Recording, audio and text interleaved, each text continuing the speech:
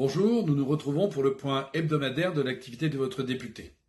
Une semaine, vous vous en doutez, qui a été particulièrement chargée en matière d'affaires étrangères. C'est le point principal, voire quasiment exclusif, qui m'a occupé cette semaine, ainsi que beaucoup de mes collègues.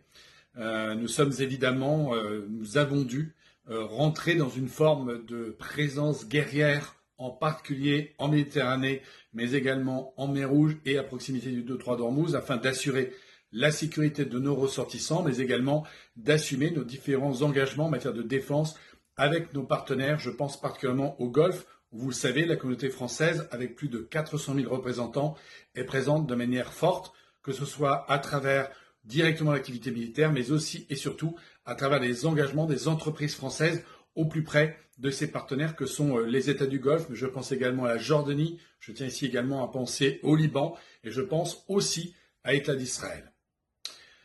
Ce jour est un jour triste, puisque nous avons plus de 6 blessés aujourd'hui, dont un mort. Je pense ici à l'adjudant-chef Arnaud Friand du 7e BCA, qui nous a quittés et qui est donc mort pour la France, mort pour défendre nos intérêts, mort pour protéger les Français.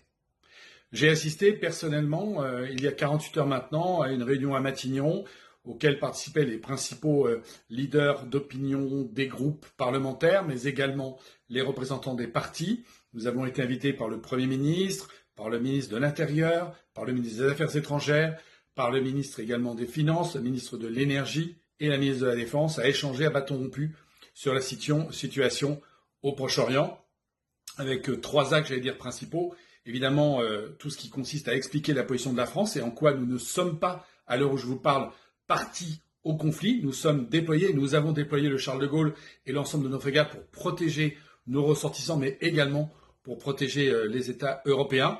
Un deuxième point important, qui est un point avec le ministre Nunez sur la situation intérieure, pour parler du risque éventuel intérieur et nous rassurer sur les éléments de sécurité qui ont été mis en place pour garantir que l'Iran ne nous rappelle pas la sinistre époque des années 2003 avec les attentats et puis précédemment également avec les attentats sur notre sol. Et enfin, un troisième point qui peut paraître annexe, mais vous le savez, que j'ai déjà dénoncé le week-end dernier, qui est un événement collatéral qui nous touche tous d'un point de vue financier cette fois-ci, qui est le prix des carburants de notre pays et comment faire afin de pouvoir maîtriser ce prix à la pompe, mais également le prix pour nos agriculteurs et le prix pour celles et ceux qui remplissent peut-être demain leur chaudière à fioul. Donc nous avons fait valoir nos arguments, nous avons fait des propositions au gouvernement. Nous allons voir dans les heures qui viennent si celles-ci auront été entendues et si les distributeurs en tiendront compte. Enfin, ce week-end, vous le savez, c'est un week-end d'élections municipales.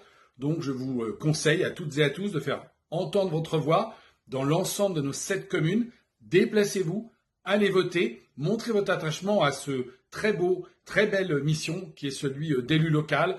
Nous sommes des élus, puisque je suis conseiller municipal, vous le savez. Nous sommes des élus à proximité, nous sommes des élus qui habitons nos territoires, nous sommes des élus qui sommes à votre service. Donc venez voter. Je ne vous demande pas de voter pour l'un ou pour l'autre, je vous demande déjà d'exercer votre devoir de citoyen et votre engagement en venant voter pour vos élus locaux. Nous nous retrouverons la semaine prochaine. J'aurai certainement de nouvelles informations à vous apporter, particulièrement en matière de défense et de sécurité internationale et nationale.